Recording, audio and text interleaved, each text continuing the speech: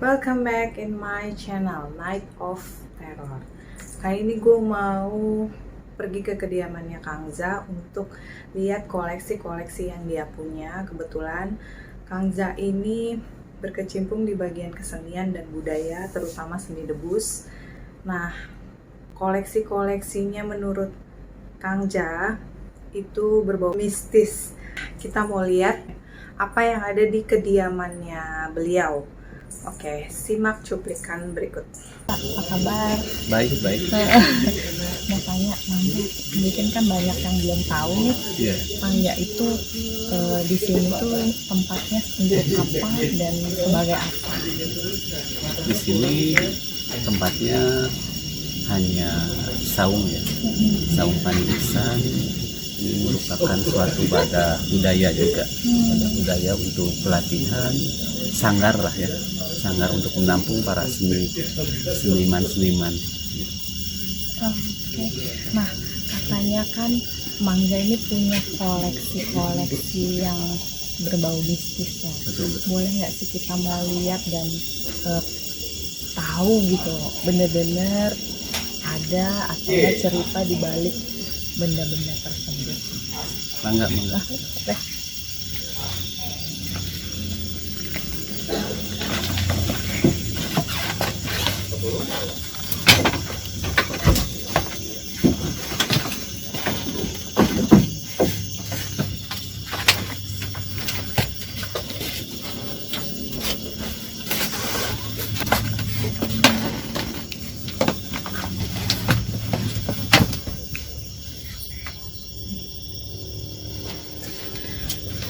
Nah, ini tempat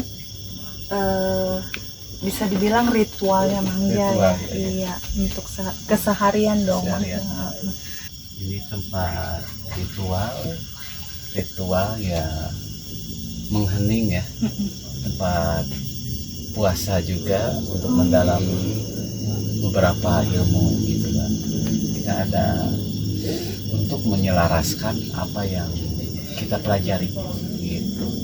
Di sini juga ada apa?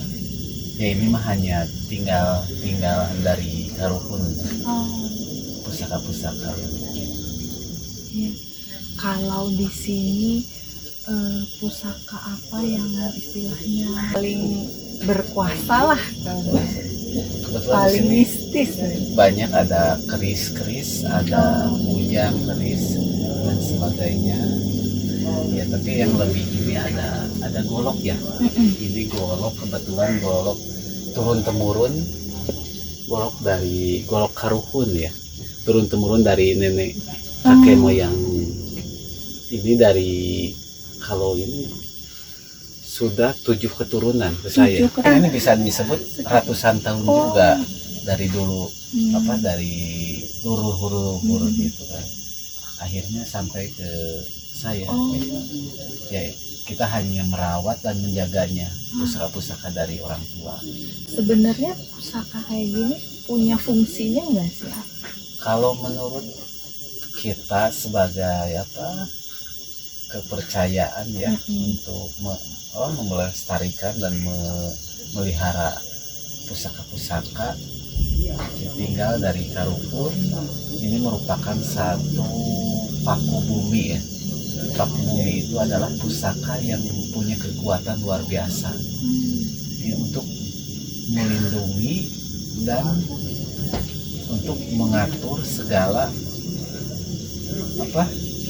kehebatan kita gitu. Ya. Kadang kan saya pernah dengar tuh kalau keris juga ternyata bisa untuk menopang jembatan. Betul. Benar nggak sih? Betul. Betul.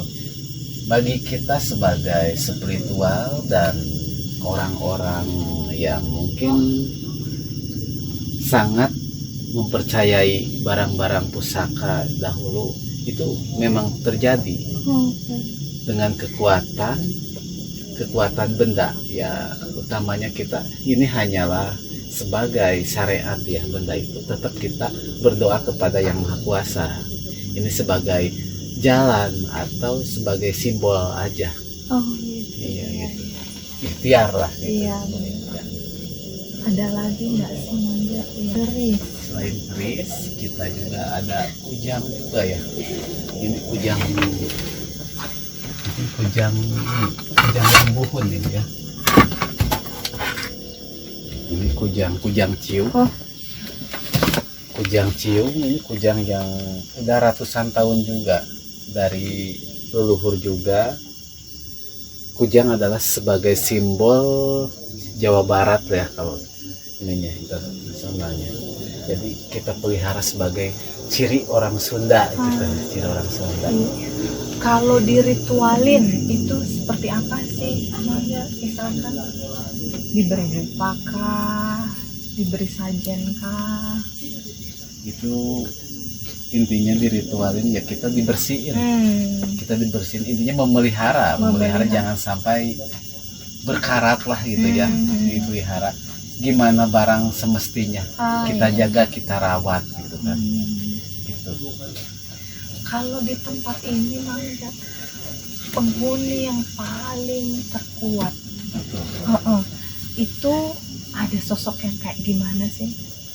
Di sini kebetulan ini setiap orang yang datang ke sini katanya buat orang-orang spiritual itu, mereka itu melihat ini adalah suatu makom ya, suatu makom itu adalah tempat berkumpulnya para leluhur yang dahulu.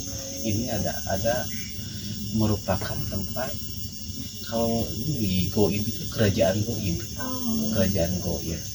Di sini ya banyak yang penjaga-penjaga dari pojok-pojok ini adalah dari kakek-kakek yang berjenggot panjang. Cuman di sini ada penjaga yang lebih ini, yang suatu setiap saat itu mengelilingi. Ini yang tinggi besar ya. Tinggi besar, tinggi gede itu. Mereka sebagai penjaga. Ya, sebagai penjaga, panglimanya ya, panglima perang.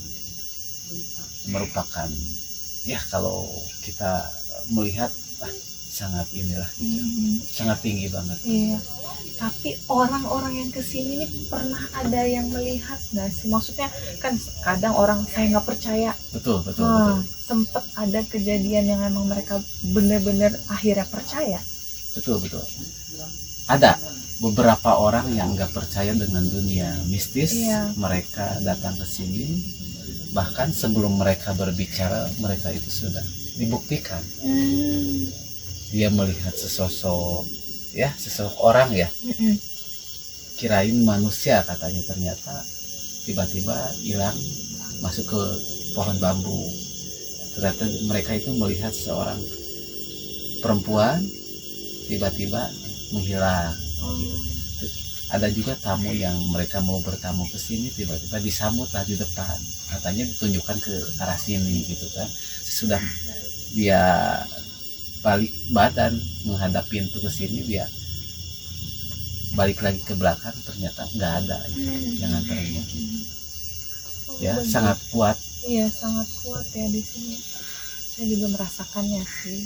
Dan anehnya di sini itu tidak seperti yang di luar, mereka ketemu kuntilanak atau pocong. Itu nggak ada di sini. Kenapa ya? Betul. Justru yang ada itu mereka malah melihatnya yang tadi Mangga cerita, sosok manusia. Betul.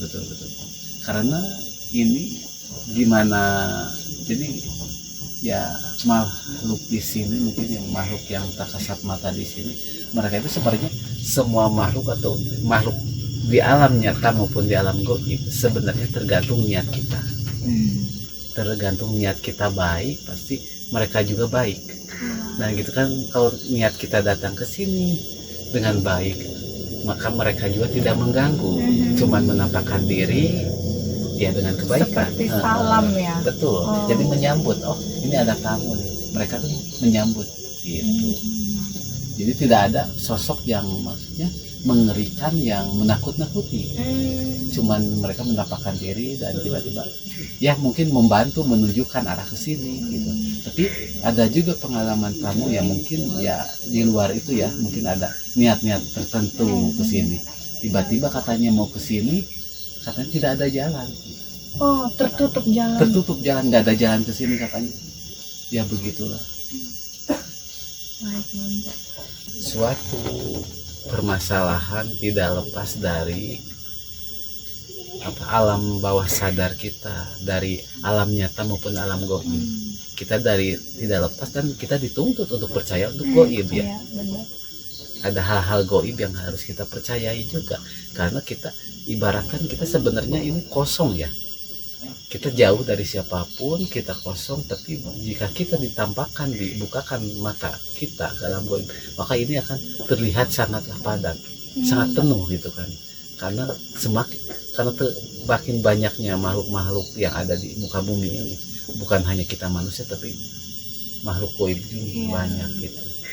Ada yang mengganjal di hati saya sih tentang pertanyaan gimana sih bisa melihat. Kan kadang orang bisa pengen lihat tapi nggak bisa. Ada nggak sih caranya? Orang-orang itu ada dua versi. Mereka itu ada keturunan, jadi udah tajam dari sananya, turun temurun. Ada juga yang dipelajari, ada juga yang dipelajari. Jadi semakin kita belajar untuk mengosongkan diri dari hal-hal yang maksudnya dari hawa nafsu ya. Kita dengan ketenangan maka akan terbuka pintu hati, pintu mata batin kita gitu kan.